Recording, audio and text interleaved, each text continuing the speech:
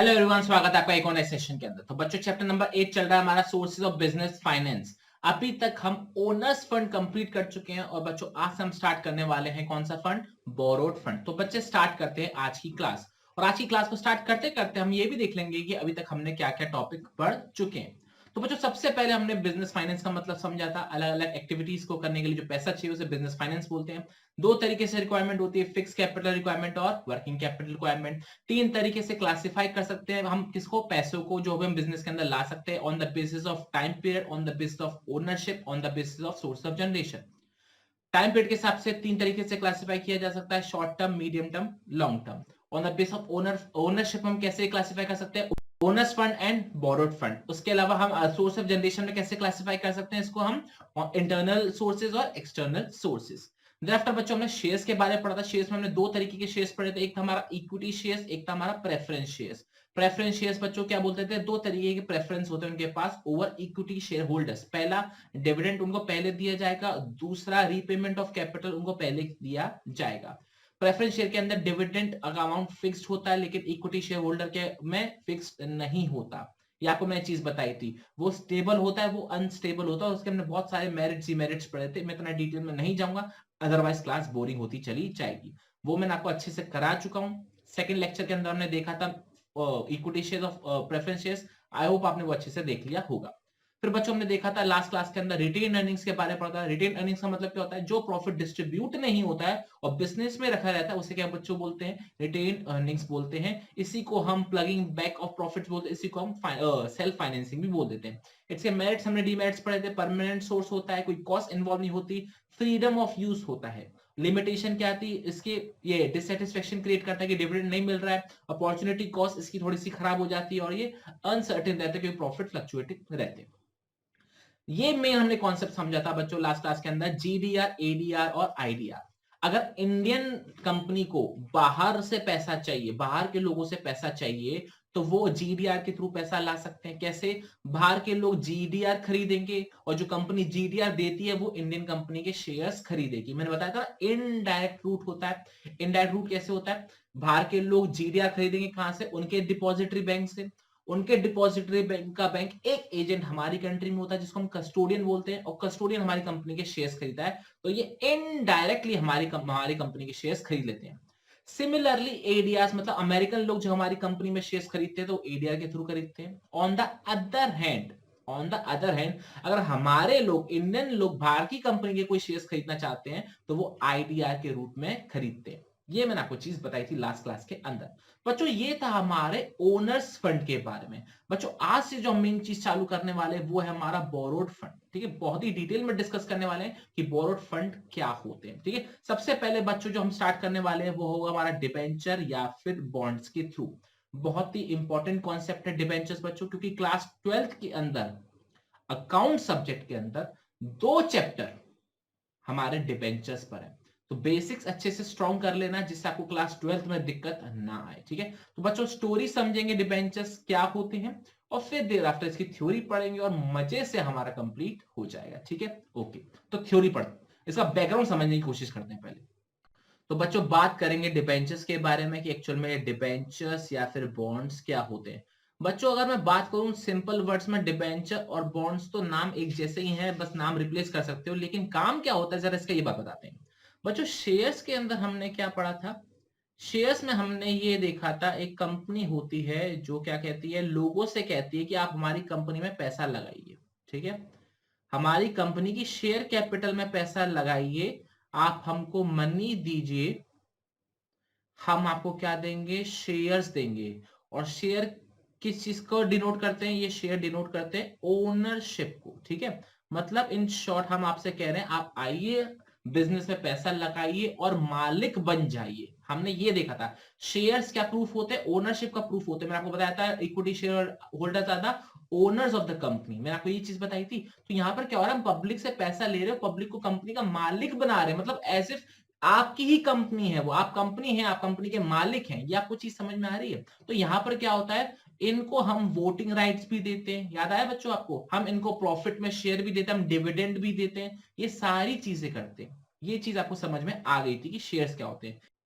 बच्चों उसी तरीके से अगर मैं बात करूं डिबेंचर्स की, तो डिबेंचर्स में क्या होता है, वही हमारी कंपनी होती है और कंपनी को वही पैसों की रिक्वायरमेंट होती है, लेकिन इस टाइम वो पब्लिक से कुछ और कह रही है। आई रिपीट, इस टाइम वो पब्लिक से कुछ और कह रही है, पब्लिक से कह रही है कि आप हमको पैसा दो, हम आपको मालिक नहीं बनाने वाले, हम आपसे एक्चुअल में पैसा चाहते हैं लोन के फॉर्मेट में, आप हमको लोन दीजिए जिससे हम आपको एक पर्टिकुलर टाइम के बाद इंटरेस्ट के साथ लौटा देंगे। या कुछ चीज समझ में आ रही है? तो यहां पर हम पब्लिक से लोन ले रहे हैं, हम चाहे तो बैंक से लोन ले सकते हैं, हम चाहे तो किसी और जगह से लोन ले सकते हैं, वैसे ही कंपनी पब्लिक से भी लोन ले सकती है। तो पब्लिक से क्या लिया जा रहा है बच्चों? लोन लिया जा रहा है। फॉर एग्जाम्पल मैं बात करूं, हमको 10 लाख रुपए के लोन की जरूरत है, ठीक है, और हम बैंक के पास ना जाके हम पब्लिक से लोन ले रहे हैं, हम पब्लिक को बोल रहे हैं कि पब्लिक अगर किसी को लोन देना है और उस पर हम 10% का इंटरेस्ट देंगे, उस पर हम 10% का इंटरेस्ट देंगे,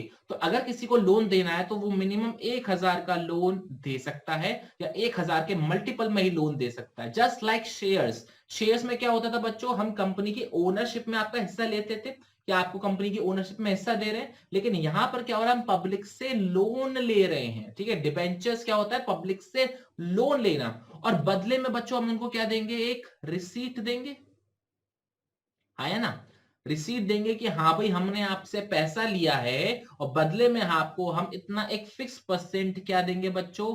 इंटरेस्ट देंगे, प्लस एक पर्टिकुलर डेट पर आपका हम पैसा रीपे भी कर देंगे, हाँ या ना, क्योंकि लोन लिया है तो रीपे तो करना पड़ेगा और लोन लिया तो इंटरेस्ट भी देना पड़ेगा। तो होता क्या है, हम पब्लिक से लोन ले रहे हैं और उनको एक रिसीट दे रहे हैं जिसमें हमने बोल रहे हैं कि हमने आपसे इतने रुपए लिए हैं, इसके बदले में हम आपको इतना इंटरेस्ट देंगे, बकायदा डेट भी बताते हैं कि डेट कौन से डेट पर आपको इंटरेस्ट दिया जाएगा, प्लस हम आपको ये भी डेट बताते हैं कि बच्चों रीपेमेंट कब होना है। या कुछ चीज समझ में आ रही? पब्लिक से लोन लिया और उनको बदले में जो रिसीट देते हैं बच्चों, उस रिसीट को क्या बोला जाता है? डिबेंचर। उसको बच्चों क्या बोला जाता है? डिबेंचर बोला जाता है। आई होप आपको कुछ समझ में आया होगा। सर क्या इसका कोई सर्टिफिकेट देखने को मिल सकता है? The answer is yes. इसका हम सर्टिफिकेट आपको दिखा सकते हैं कि इसमें एक्चुअल में सर्टिफिकेट होता क्या है। तो देखिए इसका सर्टिफिकेट आपकी स्क्रीन पर इस समय आ चुका है। अगर मैं आपको दिखाऊं तो बच्चों इस समय आपकी स्क्रीन पर एक सर्टिफिकेट दिखाई दे रहा है, अगर आपको दिख रहा हो तो। ये क्या है? Debenture certificate non convertible. मैं इसको थोड़ा जूम कर देता हूं। ये क्या है डिबेंचर सर्टिफिकेट बच्चों? देख रहे हो ये डिबेंचर कितने रुपए का बच्चों? ये 20 रुपए का डिबेंचर है, अगर आप गौर से देख पा रहे हो। ये 20 रुपए का डिबेंचर है और इन भाई साहब ने, नाम क्या है इनका? चिरिन वी चैडी, जो भी नाम हो इनका, मुझे नाम पढ़ना नहीं आ रहा। इन्होंने कितने डिबेंचर्स खरीदे हैं? 100 डिबेंचर्स खरीदे। मतलब इन्होंने कितने रुपए लगाए होंगे? 100 इंटू 20 रुपीज कितने लगाए होंगे? 2000 रुपीज इन्होंने इन्वेस्ट करे हैं उस बिजनेस के अंदर। ये चीज क्लियर हो गया? इसमें एक डिबेंचर कितने रुपए का है? 20 रुपए का है और उन्होंने 100 खरीदे, मतलब इन्होंने 2000 रुपए उस बिजनेस के अंदर क्या करे हैं? इन्वेस्ट करें। आई होप आपको ये चीज समझ में आ गई होगी। बहुत बढ़िया। तो बच्चों यही बात मैंने आपको बोली कि हम क्या कर रहे हैं बच्चों? पब्लिक से लोन ले रहे हैं और बदले में उनको जो रिसीट देते हैं, उस रिसीट को बच्चों हम क्या बोलते हैं? डिबेंचर्स बोल देते हैं। और खास बात बताऊं क्या होती है बच्चों इस डिबेंचर की? आपके पास मान के चलो, फॉर एग्जाम्पल बात के चलूं, ये आप हो और आपके पास डिबेंचर्स हैं, ठीक है, और एट द टाइम आपको पैसे की जरूरत है, एट अ टाइम आपको पैसे की जरूरत है, बट कंपनी ने आपको बोला कि आपको वो 3 इयर्स के बाद ही पैसा लौटाएगी, लेकिन अभी आपको जरूरत पड़ गई, तो ये जो डिबेंचर का जो पेपर होगा, आप ये किसी और को सेल कर सकते हो, बाकायदा आप इसको सेल कर सकते हो मार्केट में और अपने पैसे आप खड़े कर सकते हो, और वो पर्सन बाद में जाकर इस कंपनी से पैसा ले लेगा। ये भी चीज होती है, तभी तो इस चीज का फायदा, उस रिसीट का यही तो फायदा है कि वो आप इसको बेच सकते हो, बदले में फिर बाद में वो कंपनी से जाके पैसे ले लेगा। ये चीज क्लियर हो गई? तो डिबेंचर्स का इन सिंपल वर्ड्स में मतलब क्या हो गया? पब्लिक से लोन लेना। यहां तक क्लियर हो गया? बहुत बढ़िया। अब बच्चों हम क्या करने वाले हैं? इसकी थ्योरी रीड करेंगे और फटाफट से चैप्टर को कंप्लीट करेंगे। तो बच्चों से थ्योरी पढ़ेंगे और इस टॉपिक को कंप्लीट करेंगे। तो क्या लिखा हुआ? The debenture issued by a company is an acknowledgement of debt that the company has borrowed a certain amount of money which it promised to repay at a future date। Simple words में बताओ तो क्या लिखा हुआ है बच्चों कि company ने एक पेपर, एक सर्टिफिकेट इशू किया है जो एक्नॉलेजमेंट ऑफ डेट है। डेट का मतलब क्या होता है बच्चों? लोन। और एक्नॉलेजमेंट का मतलब क्या होता है? हमारी नॉलेज में ये आ चुका है, हमने ये स्वीकार कर लिया है कि हमने आपसे एक certain amount of money borrow किया है, जिसको हम आपको एक सर्टेन डेट पर, फ्यूचर डेट पर क्या कर देंगे? रीपे कर देंगे। ये आपको चीज समझ में आ गई? Simple.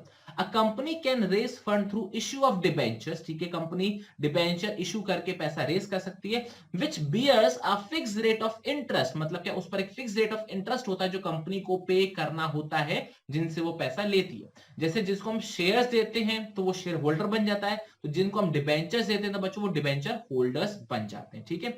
Debenture holders are therefore termed as creditors of the company. बच्चों क्रेडिटर्स का मतलब क्या होता है? जिनको हमें पेमेंट करना होता है उनको क्रेडिटर्स बोलते हैं। तो जिनसे हम लोन ले रहे हैं तो एक तरीके के हमारे क्रेडिटर्स बन जाते हैं, तो हम वो हमारे डिबेंचर होल्डर क्या बन जाते हैं? हमारे क्रेडिटर्स बन जाते हैं। Debenture holders are paid a fixed stated amount of interest at specific interval से 6 मंथ्स और 1 ईयर। इन्होंने यहाँ पर क्या बात बोली है कि पहले से हम फिक्स करके रखते हैं कि आपको इतना इंटरेस्ट पे किया जाएगा, और प्लस आपको तारीख भी बता देते हैं कि कब इंटरेस्ट दिया जाएगा। 3 महीने बाद इंटरेस्ट दिया जाएगा, 6 महीने बाद इंटरेस्ट दिया जाएगा, फिर साल के एंड में इंटरेस्ट दिया जाएगा। पहले से क्लियरली स्पेसिफाइड होता है। आई होप आपको ये चीज समझ में आ गई होगी। तो डिबेंचर क्या है बच्चों? एक एक्नॉलेजमेंट ऑफ डेट, एक सर्टिफिकेट है जिसके अंदर आप स्वीकार कर रहे हैं कि हमने आपसे पैसा लिया है, जो कि फ्यूचर डेट पर हम आपको रीपे करेंगे। उसके ऊपर एक फिक्स इंटरेस्ट होता है जो कंपनी को पे करना होता है, और स्पेसिफिक उसमें बताया गया होता है कि आपको कब इंटरेस्ट का पेमेंट होगा और कब आपको रीपेमेंट होगा। ओके, आगे बढ़ते हैं बच्चों। इसके मेरिट्स के बारे में क्या दे रखे? इसके मेरिट्स, सबसे पहला मेरिट क्या दे रखा है इसका फायदा? It is preferred by investor who want fixed income at lesser risk. मतलब डिबेंचर्स कौन खरीदना पसंद करते हैं? वो लोग, वो इन्वेस्टर जिनको एक फिक्स अमाउंट ऑफ इनकम चाहिए, जैसे इंटरेस्ट इनकम हो गई, और जिसमें रिस्क कम से कम हो। तो वही चीज सबसे इंपॉर्टेंट है डिबेंचर्स। आगे क्या लिखा हुआ है? Debentures are fixed charge funds and do not participate in the profits of the company. क्योंकि ऊपर बच्चों हमने देखा था डिबेंचर्स क्या होता है? हमारे क्रेडिटर्स होते हैं, तो क्रेडिटर्स को प्रॉफिट्स में कोई भी लेना देना नहीं होता, वो फिक्स्ड चार्ज होते हैं। फिक्स्ड चार्ज का मतलब क्या होता है? आपको प्रॉफिट हो चाहे ना हो, चाहे आप 50 करोड़ कमाओ, चाहे आप 1 रुपया भी नहीं कमाओ, उनको आपको इंटरेस्ट पे करना पड़ेगा। वो आपके प्रॉफिट में जरा भी इंटरफेयर नहीं करते। ये चीज क्लियर हो गया? ओके। आगे क्या लिखा हुआ है? The issue of debenture is suitable in the situation when the sales and earning are relatively stable. Okay, यहां पे उन्होंने क्या बोला? आपको डिबेंचर्स तब इशू करने चाहिए जब आपकी सेल्स और आपकी इनकम अच्छी होती हो, नॉर्मल होती हो, ठीक ठाक होती हो। क्यों? क्योंकि आप जब डिबेंचर्स ले लेते हो तो आप डिबेंचर्स आपने इशू कर दिए, आपने मार्केट से पैसा उठा लिया, तो ऐसे केस में क्या होता है बच्चों? आपको इंटरेस्ट का पेमेंट कंपलसरी हो जाता है, आपको इंटरेस्ट का तो पेमेंट करना ही पड़ेगा। तो ऐसे केस में अगर बच्चों आपकी अर्निंग्स अच्छी नहीं होंगी, आपकी सेल्स अच्छी नहीं होंगी, तो आप इंटरेस्ट का पेमेंट भी नहीं कर पाओगे। तो ये यहां पर बोल रहे हैं कि अगर आपकी सेल्स अच्छी है, आपकी प्रॉफिट्स अच्छे हैं, तो आपको डिबेंचर इशू करने चाहिए, अदरवाइज नहीं करने चाहिए। ठीक है, अगला पॉइंट क्या दे रखा है बच्चों? जरा रीड करेंगे। As debenture do not carry voting rights, financing through debentures does not dilute control of equity share holders on management. अगर मैं सिंपल वर्ड्स में बात बताऊं तो बच्चों क्या है? इक्विटी शेयर होल्डर्स कंपनी के ओनर्स होते हैं, ठीक है। तो अगर जब हम नए इक्विटी शेयर इशू करते हैं तो नए ओनर्स आ जाते हैं, तो मतलब आप उनकी भी सुननी पड़ेगी, because they are also the owners, ठीक है। तो हमारा कंट्रोल कम हो जाता है। लेकिन जब हम डिबेंचर्स इशू करते हैं तो हम लोन ले रहे हैं पब्लिक से, ठीक है ना।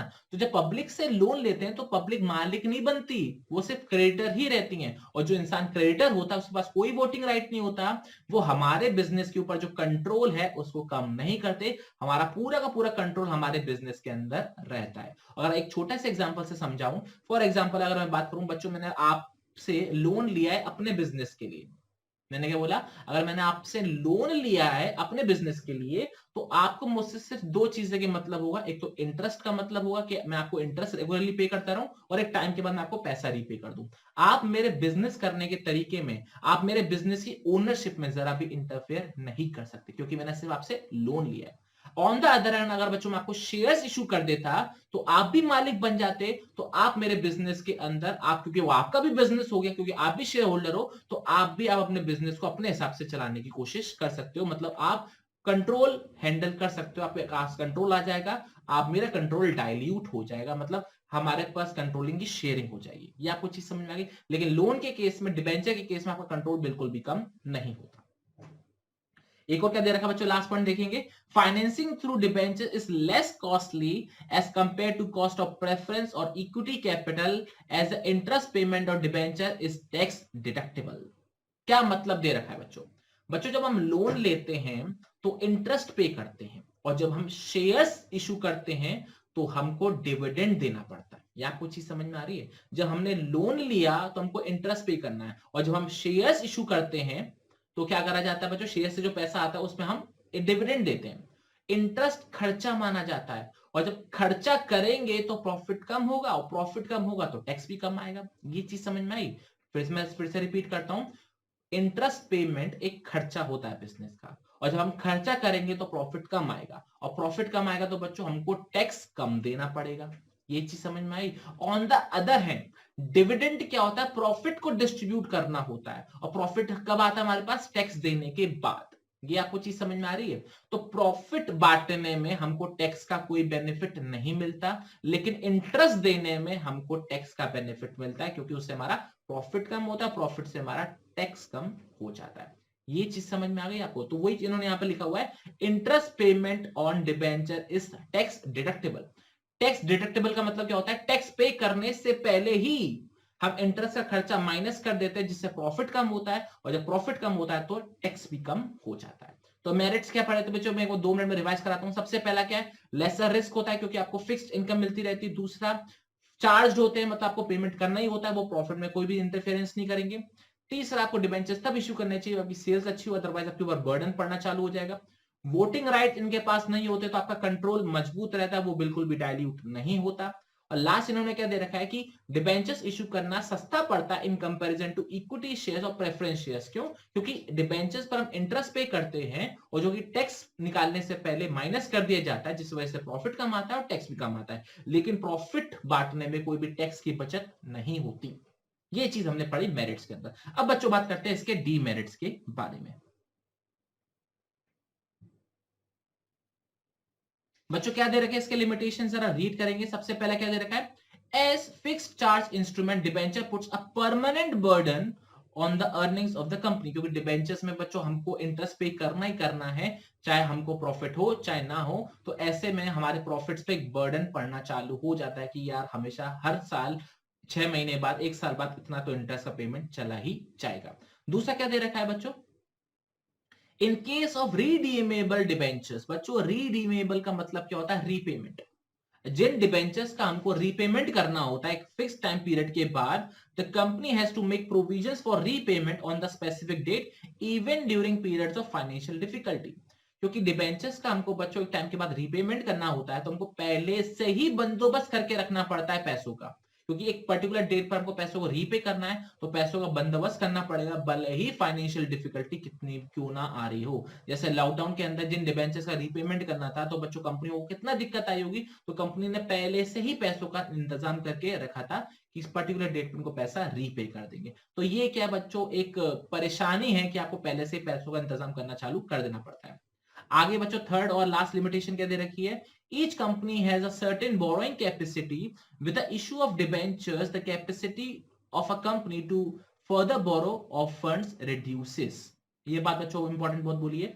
क्या बोली उन्होंने अंदर, इसके अंदर, कि बच्चों हर कंपनी या हर कोई भी इंसान एक लिमिट तक ही लोन ले सकता है। आई रिपीट, कोई भी इंसान एक लिमिट तक ही लोन ले सकता है, क्योंकि एक जरूरत से ज्यादा लिमिट में लोन लेने लग गया, उतना वो पैसा नहीं कमा रहा जितना कि वो इंटरेस्ट पे कर रहा है, तो ऐसे में बिजनेस ठप हो ही जाएगा। तो हर एक की लिमिट होती है लोन लेने की, जिससे वो इतना इंटरेस्ट पे कर पाए कि उसका कुछ तो प्रॉफिट बच जाए। लेकिन अगर आप लोन पे लोन लिए जा रहे हो, तो फर्दर बाद में इन फ्यूचर में आप लोन लेने की सिचुएशन में रहोगे ही नहीं, क्योंकि आपने ऑलरेडी इतना लोन ले लिया है, ऑलरेडी आपकी इतनी इंटरेस्ट पेमेंट जाती है कि आप अब फर्दर लोन लेने की सिचुएशन में हो ही नहीं। तो ये इन्होंने बात बोली है कि हर कंपनी की बोरोइंग कैपेसिटी होती है, अगर आप बोरो कर रहे हो तो मतलब फर्दर आप बाद में बोरो उतना नहीं कर पाओगे। तो बच्चों इसी के साथ हमारा डिबेंचर्स टॉपिक कंप्लीट होता है। और डिबेंचर्स और बॉन्ड्स बच्चों नॉर्मल मोर और लेस एक ही चीज है, सिर्फ नाम का ही फर्क है। थोड़ा सा माइन्यूट डिफरेंस है बच्चों, आपके टॉपिक बुक में दे रखा होगा, वो आप रीड कर लीजिएगा। अब बच्चों बात करेंगे हम कमर्शियल बैंक्स के बारे में कि लोन फ्रॉम कमर्शियल बैंक्स कैसे लिया जाता है, क्या चीज होती है, क्या बेनिफिट्स होते हैं, उसके क्या डिमेरिट्स होते हैं। पहले हमने डिबेंचर्स में देखा कि हम पब्लिक से लोन ले रहे हैं, पब्लिक से पैसा हम मार्केट से उठा रहे हैं और बदले में उनको हम इंटरेस्ट पे करेंगे एक फिक्स डेट के ऊपर और प्लस एक फिक्स डेट पे उनको हम रीपेमेंट भी कर देंगे। अब बच्चों बात करने वाले हैं कि हम बैंक से कैसे लोन लेते हैं, बैंक किस किस तरीके के लोन लेते हैं, क्या उसमें फायदा है बच्चों, क्या उसके अंदर नुकसान है। तो चलिए रीड करते हैं। तो बच्चों क्या लिखा हुआ है कमर्शियल बैंक्स के बारे में, banks extend loans to firm of all sizes and in many ways, मतलब बैंक्स हर एक तरीके की फर्म को, चाहे वो बड़ी हो चाहे वो छोटी हो, उसको वो लोन देते हैं और अलग अलग तरीके से वो लोन देते हैं, जैसे cash credit, overdraft, terms loans. ठीक है बच्चों, अगर आपको पता हो ये कैश क्रेडिट ओवरड्राफ्ट हमने कहां पढ़ा था, बिजनेस सर्विसेज के अंदर हमने इस चीज को बहुत डिटेल में डिस्कस किया था। बैंकिंग सर्विसेज के अंदर मैंने आपको बहुत अच्छे से समझाया था, demand draft, cash credit, bank overdraft. तो अगर आपको ये टॉपिक्स अभी समझ में नहीं आ रहे तो बैंकिंग सर्विसेज जो हमारा चैप्टर नंबर 4 है उसके अंदर आप जा सकते हैं, आपको ये वीडियो में प्रॉपर अच्छे से एक्सप्लेन मिलेगा। टर्म्स लोन का मतलब क्या होता है, पर्टिकुलर टाइम पीरियड के लिए आपको लोन दिया जा रहा है। Purchase and discounting of bills, बच्चों ये point purchase and discounting of bills ये आपका बिजनेस अकाउंट्स के अंदर, क्लास 11 के अकाउंट्स के अंदर पूरा चैप्टर है, accounting for bills of exchange. I repeat, accounting for bills of exchange, ये उस चैप्टर है, इस पर्टिकुलर इस वर्ड पर एक चैप्टर है, तो वो आपको उसमें डिटेल में आपको समझ में आ जाएगा, इसलिए मैं यहाँ पे इतनी गहराई में नहीं जाने वाला, आप उसमें सीख लेना। And issue of letter of credit, बच्चों issue of letter of credit आपको बिजनेस स्टडीज के लास्ट चैप्टर है जब हम पढ़ेंगे इंटरनेशनल ट्रेड, उसके अंदर मैं आपको अच्छे से समझाऊंगा। अभी सिर्फ एक रट लेना, रटने के लिए रट लेना कि हाँ ये टाइप ऑफ लोन दिया जाता है। तो हमने देखा बहुत तरीके के लोन दिए जाते हैं, कैश क्रेडिट दिया जाता है, बैंक ओवरड्राफ्ट दिया जाता है, टर्म लोन दिया जाता है, बिल्स को डिस्काउंट करा जाता है, परचेज किया जाता है। बच्चों अभी आपको समझ में शायद ही ना आए, लेकिन जब आप बिल्स ऑफ एक्सचेंज चैप्टर पढ़ लोगे अकाउंट्स के अंदर आपको ये चीज समझ में आनी चालू हो जाएगी। और लेटर ऑफ क्रेडिट को इशू करते हैं, ये हम चैप्टर नंबर लास्ट जो मैं चैप्टर नंबर 11 है इंटरनेशनल ट्रेड, उसके अंदर हम इसको डिटेल में डिस्कस करेंगे। आगे क्या दे रखा है बच्चों, the rate of interest charged by bank depends upon various factors such as the characteristics of the firm, level of the interest rate in the company। मतलब कि जब आप बैंक से लोन लेते हो तो बैंक में जो लोन होते हैं वो अलग अलग तरीके के होते हैं। एक तो टाइप्स ऑफ लोन होते हैं, व्हीकल लोन होता है, एक होम लोन होता है, एक पर्सनल लोन होता है, अलग अलग, एक एजुकेशनल लोन होता है, अलग अलग तरीके के लोन होते हैं। तो उसके हिसाब से उनकी जो इंटरेस्ट रेट्स हैं लोन के वो भी अलग अलग होते हैं। मार्केट इकोनॉमी देखते हैं कि मार्केट में इंटरेस्ट रेट कितना चल रहा है, उसी हिसाब से बैंक्स अपने अपने इंटरेस्ट रेट डिसाइड करते हैं। जरूरी नहीं है कि हर बैंक के इंटरेस्ट रेट सेम हो, हर एक के अलग अलग हो सकते हैं। ठीक है, तो वही बात इन्होंने बोली है कि फर्म कैसी है प्लस इंटरेस्ट रेट इकोनॉमी में कैसा चल रहा है, ये सारी चीजें हम देखते हैं। और इंपॉर्टेंट चीज यहाँ पे क्या दे रखी है, लोन को या तो हम एक बार में पूरा चुका देंगे या फिर हम इंस्टॉलमेंट में चुकाते चले जाएंगे, जिसे हम प्यार से ईएमआई भी बोलते हैं, इक्वेटेड मंथली इंस्टॉलमेंट ईएमआई। ठीक है, तो या तो एक फिक्स डेट के बाद, मतलब आज से 3 साल बाद जो भी तारीख आएगी उस दिन पूरा पैसा लौटा देंगे, या फिर धीरे धीरे धीरे करके हम इंस्टॉलमेंट में पैसा लौटाते जाएंगे। ये चीज इन्होंने लिखी हुई है। Bank credit is not a permanent source of funds. ठीक है, is not a permanent source of funds, मतलब क्या, आपको एट द टाइम पैसा लौटाना तो पड़ेगा। बैंक से आपने एक बार पैसा ले लिया तो मतलब एक टाइम के बाद लौटाना तो पड़ेगा, इसलिए परमानेंट सोर्स ऑफ फंड्स नहीं होते हैं। बैंक जनरली शॉर्ट टर्म या मीडियम टर्म के लिए लोन देते हैं, लॉन्ग टर्म के लिए कम ही लोन देते हैं। ठीक है, जो 5 साल से ज्यादा के लिए लोन होते हैं बैंकिंग, अब जो बैंक्स हैं वो कोशिश करते हैं इतना लंबा लोन ना दें, क्योंकि लोग आजकल मार्केट में इकोनॉमी में क्या होता है, लोगों के बिजनेस बहुत डाउन जा रहे हैं, तो ऐसे में बैंक अवॉइड करता है कि वो लॉन्ग टर्म लोन ना दे, वो शॉर्ट टर्म तक की कोशिश करते हैं। ठीक है, तो वही उन्होंने बात यहां पे लिखी हुई है।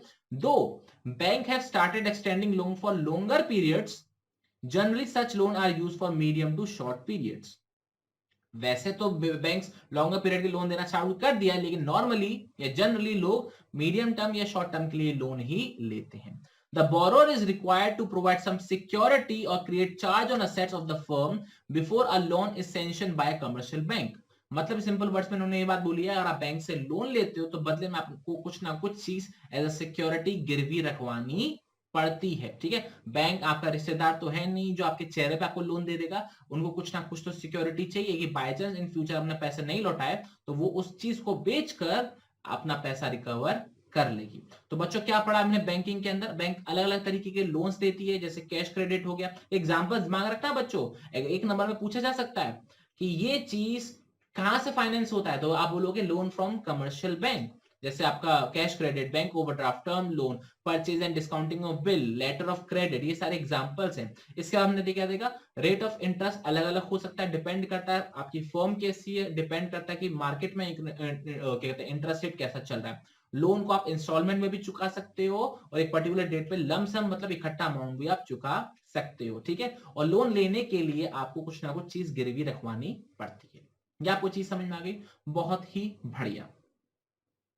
अब बच्चों बात करते हैं बैंक से लोन लेने के फायदे क्या होते हैं, फिर बात करेंगे उनके नुकसान क्या होते हैं। तो सबसे पहले उन्होंने क्या दे रखा है बच्चों, banks provide timely assistance to businesses by providing funds as and when they needed. मतलब बैंक से लोन आपको जरूरत के समय पर मिल जाता है। मतलब मान के चलो अभी मैं फाइनेंशियल क्राइसिस पे चल रहा हूं, मैं बैंक के पास जाऊंगा, सिक्योरिटी लेके बैंक मुझे लोन दे दो, तो बैंक आपको लोन दे देता है, ठीक है। Secrecy of business can be maintained as the information supplied to the bank by the borrowers is kept confidential। मतलब क्या, जो भी इंफॉर्मेशन आप लोन लेते समय बैंक्स को देते हो वो बैंक किसी और के संग शेयर नहीं करता, आपकी सीक्रेसी मेंटेन रहती है, ठीक है। जब फॉर एग्जांपल आपने बैंक से लोन लिया, आपने कुछ पेपर्स वगैरह दिए, तो पेपर किस चीज के हैं, कैसे हैं, वो सिर्फ बैंक को पता होगा और आपको पता होगा, इसके अलावा तीसरे किसी इंसान को पता नहीं होगा। तीसरा बच्चों क्या दे रखा है, formalities such as issue of prospectus, underwriting are not required for leasing from the bank, therefore this is an easier source of funds। बच्चों अगर याद हो, मैंने आपको एक चैप्टर पढ़ाया था, chapter number 7 formation of a company, जो चैप्टर नंबर 2 के संग पढ़ाया था मैंने आपको, उसमें हमने देखा था कि कैपिटल सब्सक्रिप्शन के लिए प्रोस्पेक्टस इशू करना होता है। प्रोस्पेक्टस की मैंने पर्टिकुलर बुक बताई थी, हम एडवर्टाइजमेंट वगैरह करते हैं, सारी चीजें करते हैं, लेकिन बैंक से लोन लेने के लिए हमको किसी भी तरीके का प्रोस्पेक्टस, किसी भी तरीके का अंडरराइटर्स की जरूरत नहीं पड़ती। अंडरराइटर्स याद आ रहा है बच्चों, अगर हम वो शेयर नहीं बिकवा पाए तो वही शेयर खरीदेंगे, याद आ रहा है कुछ? मैंने आपको अंडरराइटर का कॉन्सेप्ट भी समझाया था। अंडरराइटर कौन होते हैं बच्चों? फॉर एग्जांपल हमारी कोई कंपनी नहीं है और हमको लगता है लोग हमको नहीं जानते, लोग हमको पैसे नहीं देंगे, तो हम कुछ लोगों को अपॉइंट करते हैं, ब्रोकर्स को इस तरीके का अपॉइंट करते हैं कि वो हमारे शेयर्स बिकवा दें, और अगर वो नहीं बिकवा पाते तो वो प्रॉमिस करते हैं कि हम ही आपके शेयर्स खरीद लेंगे। तो वही उन्होंने बोला कि बैंक लोन लेते समय इन सब ताम झाम की हमको जरूरत नहीं पड़ती, लेकिन शेयर्स के लिए, डिबेंचर्स के लिए ये ताम झाम की जरूरत पड़ती है, आपको प्रोस्पेक्टस, आपको अंडरराइटर्स वगैरह की जरूरत पड़ जाती है। लेकिन बैंक लोन के लिए कोई ताम झाम नहीं है, आसानी से आपको लोन मिल जाता है अगर आपके पास कोई सिक्योरिटी हो तो। आगे क्या दे रखा है बच्चों, loan from a bank is a flexible source of finance as the amount of loan can be increased according to the business needs and can be repaid in advance when the funds are not needed। ये बहुत अच्छी बात इन्होंने बोली, bank से जो पैसा मिलता है बच्चों फ्लेक्सिबल के तौर पर मिलता है। आप आसानी से, जैसे आपने बैंक ओवरड्राफ्ट पढ़ा हो, आपने क्या कहते हैं, फॉर एग्जांपल अगर मैं बात करूं कैश क्रेडिट की, अगर मैं बात करूं तो उस केस के अंदर बच्चों क्या होता है कि आप रिक्वायरमेंट के हिसाब से, आप, आई रिपीट, आप रिक्वायरमेंट के हिसाब से पैसा ले सकते हो। अगर आपको पैसे की रिक्वायरमेंट नहीं है तो आप रीपे कर दो, चलेगा। आपके को रिक्वायरमेंट अचानक से ज्यादा आ गई तो आप ज्यादा लोन भी उठा सकते हो। ये आपको चीज समझ आती है? और आपको वही मैं आपको फिर से एक बार रिपीट करके बता रहा हूं, ये फ्लेक्सिबल सोर्स बच्चों क्यों होता है, इसके पीछे रीजन ये है कि अगर आपको पैसे की रिक्वायरमेंट अचानक से बढ़ गई तो आप अचानक से ज्यादा पैसा निकाल सकते हो बैंक से, ओवरड्राफ्ट के केस में, कैश क्रेडिट के केस में। और आपके पास रिक्वायरमेंट नहीं है, आपके पास पैसा पड़ा हुआ है, तो आप बैंक में जमा भी करा सकते हो, अपना लोन का अमाउंट कम भी कर सकते हो। आई होप आपको ये चीज समझ में आ गई होगी, ठीक है। ओके बच्चों, अब बच्चों आगे बढ़ते हैं और इसकी लिमिटेशंस के बारे में समझते हैं कि क्या है इसकी लिमिटेशन, क्या है इसकी कमियां। तो बच्चों लिमिटेशन क्या है? सबसे पहला, funds are generally available for shorter periods and its extension और renewal is uncertain and difficult.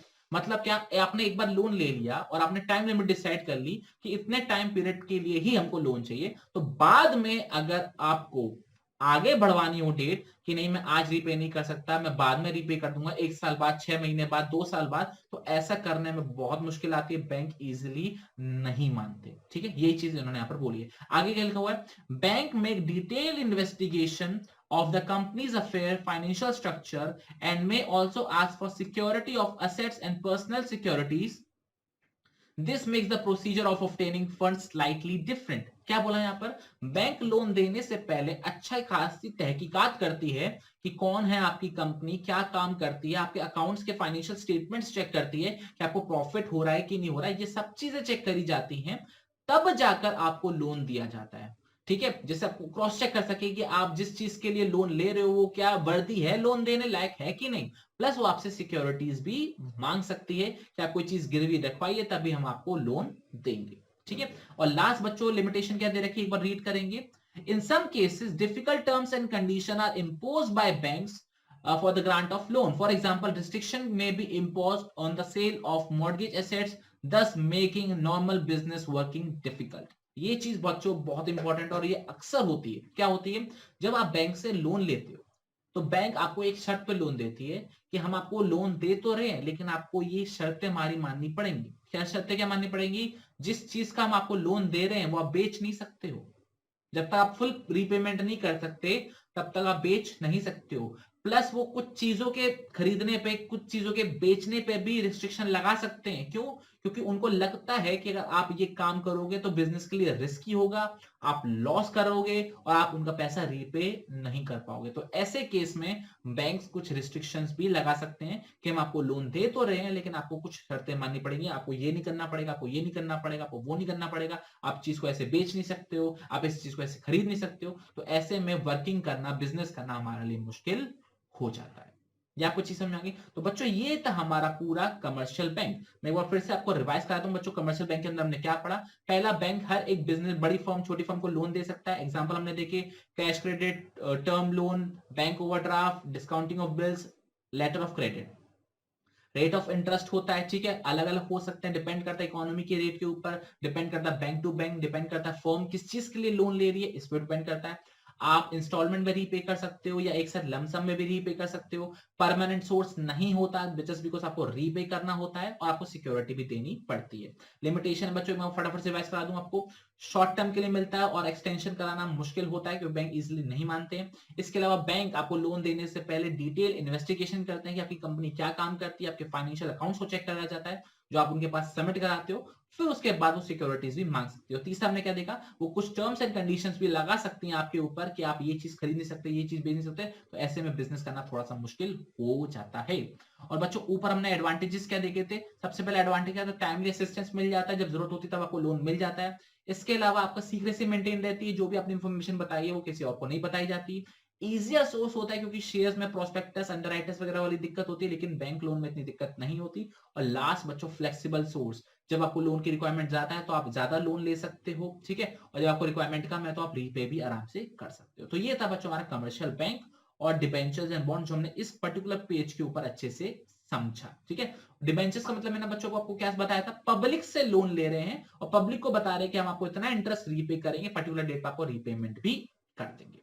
ये चीज क्लियर हो गया, बहुत बढ़िया। और बच्चों आज का लास्ट टॉपिक पढ़ेंगे, financial institutions, loan from financial institution. बच्चों बहुत ही इजी टॉपिक है, अगर आपको कमर्शियल बैंक बच्चों अच्छे से समझ में आ गया तो फाइनेंशियल इंस्टीट्यूशन आपके लिए बच्चों वाला खेल है। होता क्या है, कुछ इंस्टीट्यूशंस होते हैं जिनको हम फाइनेंशियल इंस्टीट्यूशन बोलते हैं। मतलब क्या, बैंक्स क्या करते हैं बच्चों, आपसे डिपॉजिट्स लेते हैं और बदले में आप ही को लोन दे देते हैं। ठीक है, बहुत सारे लोगों से डिपॉजिट्स लेते हैं और बहुत सारे लोगों को लोन देते हैं। लेकिन फाइनेंशियल इंस्टीट्यूशन का काम बच्चों अलग होता है। फाइनेंशियल इंस्टीट्यूशन का काम सिर्फ और सिर्फ लोन बांटना ही होता है, लोगों की मदद करना ही होता है और बदले में वो आपसे इंटरेस्ट वगैरह चार्ज करते हैं और एक इजी वे में आप उनका पैसा रीपे भी आराम से कर सकते हो। ठीक है, ये चीज क्लियर होगा। तो बैंक और फाइनेंशियल इंस्टीट्यूशन में क्या डिफरेंस है, बैंक में आप पैसा डिपॉजिट भी करा सकते हो और एट द एंड आप उनसे लोन भी ले सकते हो। लेकिन फाइनेंशियल इंस्टीट्यूशन मेनली किस चीज के लिए होता है, कंट्री को डेवलप कराने के लिए कुछ इंस्टीट्यूट बनाए जाते हैं जिनके थ्रू हम लोन बांटते हैं, प्लस वो इजी वे में आप उनको रीपे भी कर सकते हो। तो बच्चों रीड करेंगे और रीड करते करते इस चीज को समझेंगे और ये बहुत ही इजी टॉपिक है। ठीक है, रीड करेंगे बच्चों, क्या दे रखा है, the government has established a number of financial institution all over the country to provide finance to business organisation. Simple सी बात है, these institution are established by central as well as state government. अब तो private लोग भी आ गए, लेकिन starting करी थी बच्चों किसने, सेंट्रल गवर्नमेंट ने, स्टेट गवर्नमेंट ने, अब प्राइवेट इंस्टीट्यूट भी आ गए हैं, प्राइवेट फाइनेंशियल इंस्टीट्यूशन भी आ गए हैं।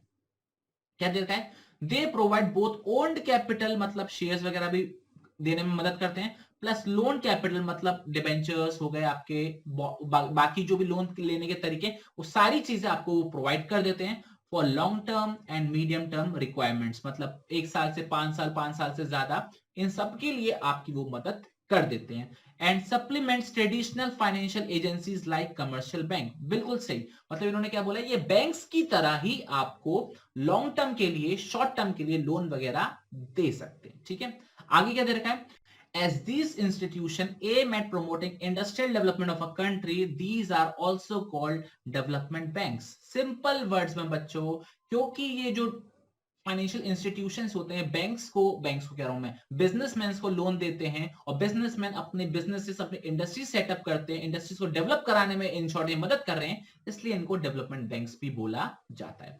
आगे रीड करेंगे बच्चों, सिंपल सिंपल सी चीज है बच्चों, यहां पर कुछ भी टफ नहीं है, सिंपल सी चीज चल रही है। हमने कमर्शियल बैंक को डिटेल में डिस्कस कर लिया, ये तो टाइम पास रह गया हमारे लिए। In addition to providing financial assistance, मतलब पैसा देने के अलावा, These institution also conduct market service, ये आपके लिए मार्केट सर्विस भी कर सकते हैं, कि फॉर एग्जांपल आपको कुछ जानना है कि मार्केट में इस चीज के बारे में क्या राय है, तो ये आपके लिए मार्केट सर्वे भी कर सकते हैं।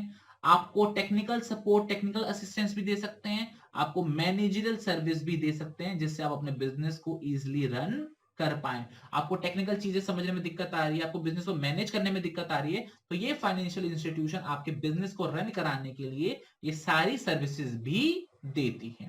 These source of finance is considered suitable when large funds for longer duration are required for expansion, reorganization and modernization of enterprise।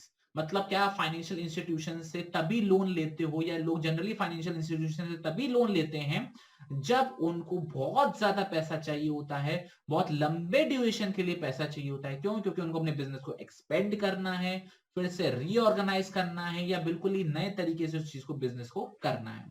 तो एक्सपेंशन के लिए, रीऑर्गेनाइजेशन के लिए, मॉडर्नाइजेशन के लिए, जब आपको बहुत ज्यादा पैसा लॉन्गर ड्यूरेशन के लिए चाहिए होता है, तब आप क्या ऑप्ट करते हो, फाइनेंशियल इंस्टीट्यूशन को ऑप्ट करते हो। और बच्चों इस लाइन को मार्क कर लेना इंपॉर्टेंट, क्योंकि यहां से 1 मार्क का एमसीक्यू बन सकता है कि which organizations are preferred when large funds for longer duration are required for expansion, reorganization, modernization of an enterprise। तो इसका आंसर क्या होगा, फाइनेंशियल इंस्टीट्यूशंस। ये चीज क्लियर हो गया, बहुत बढ़िया। बच्चों एग्जांपल्स दे रखे हैं, 1 मार्क के लिए इंपॉर्टेंट है बच्चों, एग्जांपल्स अच्छे से याद कर लेना।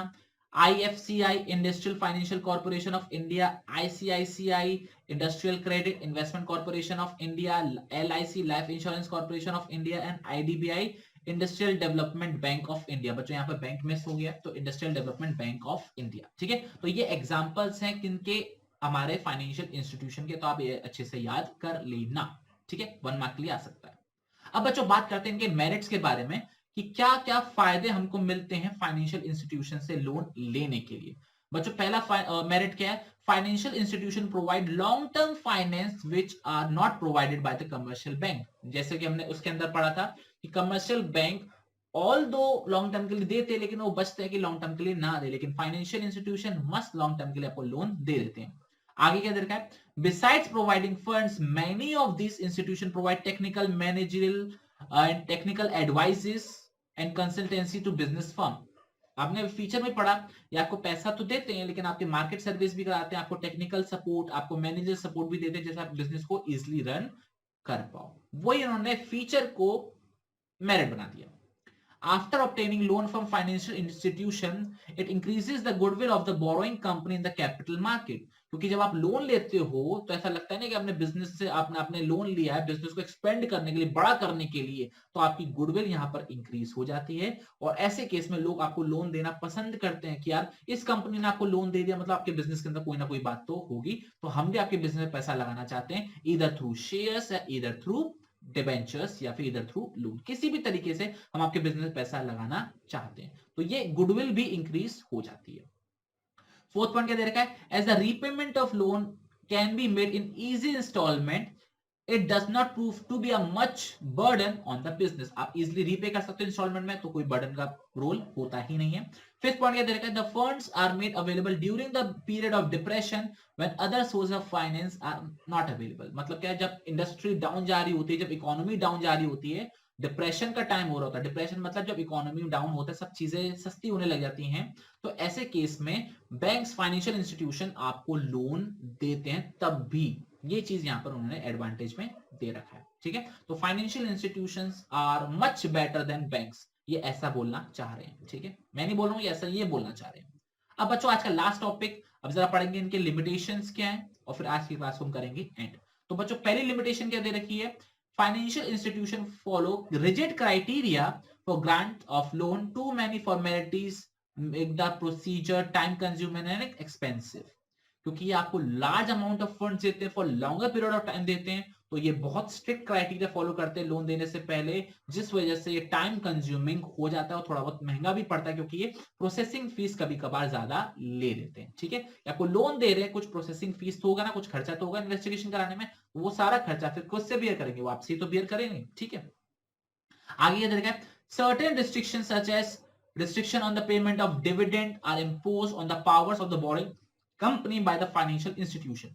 जैसे कमर्शियल बैंक के अंदर हमने पढ़ा था वो कुछ रिस्ट्रिक्शंस लगा सकते हैं, वैसे ही फाइनेंशियल इंस्टीट्यूशंस भी कुछ क्या लगा सकता है, रिस्ट्रिक्शंस लगा सकते हैं। जैसे आप डिविडेंड बांटोगे नहीं, या आप इससे ज्यादा डिविडेंड नहीं बांट सकते। क्यों? क्योंकि आप इससे ज्यादा डिविडेंड बांट दोगे तो अगली बार आपके पास हमारे लॉस हुआ तो आप हमारा रीपेमेंट नहीं कर पाओगे। तो ऐसे केस में वो कुछ रिस्ट्रिक्शंस भी लगा सकते हैं कि हम आपको इसी शर्त पर लोन देंगे, लेना है तो लो वरना मत लो। और लास्ट बच्चों क्या पॉइंट दे रखा है, financial institution may have their nominees on the board of directors of the borrowing company, thereby restricting the power of the company। बच्चों ये पॉइंट बहुत ही प्यारा है, बहुत ही इंपॉर्टेंट है प्रैक्टिकल पॉइंट ऑफ व्यू से। क्या बोल रहे हैं, जब आप किसी फाइनेंशियल इंस्टीट्यूशन से लोन लेते हो तो आपने बहुत ज्यादा लोन लिया, बहुत लॉन्गर पीरियड के लिए लोन दिया है, तो वो कंपनी क्या बोलती है, वो फाइनेंशियल इंस्टीट्यूशन क्या बोलता है कि हमने आपको लोन दे दिया, ठीक है, हमने आपको बहुत टाइम के लिए लोन दिया, आप हमको बहुत टाइम बाद रीपे करोगे, ठीक है, तो हम आपकी कंपनी में अपना एक डायरेक्टर रखना चाहते हैं। हम आपकी कंपनी में डायरेक्टर रखना चाहते हैं, जो आपका बोर्ड ऑफ डायरेक्टर है, जो बिजनेस को चलाता है, उसके अंदर हमारे फाइनेंशियल इंस्टीट्यूशन से एक बंदा आएगा जो आपकी कंपनी में डायरेक्टर बनेगा, और वो हमेशा ये देखता रहेगा कि आप पैसे का सही इस्तेमाल कर रहे हो कि नहीं। जो पैसा आपने बताकर, जो पैसा आपने लिया है, वो आप उसका सही इस्तेमाल कर रहे हो कि नहीं कर रहे हो, तो वो ये चीज चेक करता रहेगा। ये चीज क्लियर हो गया। तो ये अपना डायरेक्टर भी बिठा देते हैं आपकी कंपनी के अंदर, जिससे आपकी पावर थोड़ी सी कंट्रोल में आ जाती है, थोड़ी सी कम हो जाती है। क्यों? क्योंकि वो हर चीज में उंगली करेगा कि आप ऐसे नहीं कर सकते, आप ऐसे नहीं कर सकते, तो आपको उसकी बात माननी पड़ेगी, क्योंकि पैसा उनके इंस्टीट्यूशन से ही आया है। ये चीज क्लियर हो गया, बहुत बढ़िया। तो बच्चों ये थी आज की क्लास, जिसके अंदर हमने बोरोड फंड स्टार्ट किया, जिसके अंदर हमने देखा डिबेंचर्स क्या होते हैं, बॉन्ड्स क्या होते हैं, हमने लोन फ्रॉम कमर्शियल बैंक सीखा और लोन फ्रॉम फाइनेंशियल इंस्टीट्यूशन सीखा। तो बच्चों that's it for the today class. Last class के अंदर ये चैप्टर पूरा कंप्लीट भी हो जाएगा, हमारा बोरोड फंड के पूरा चैप्टर कंप्लीट हो जाएगा, और उसके बाद हम आगे कंटिन्यू करेंगे। टिल देन बच्चों अपना ख्याल रखिएगा, अपने घर वालों का ख्याल रखिएगा, और बेवजह घर से बाहर मत निकलिएगा। जय हिंद, जय भारत, टाटा बाय बाय।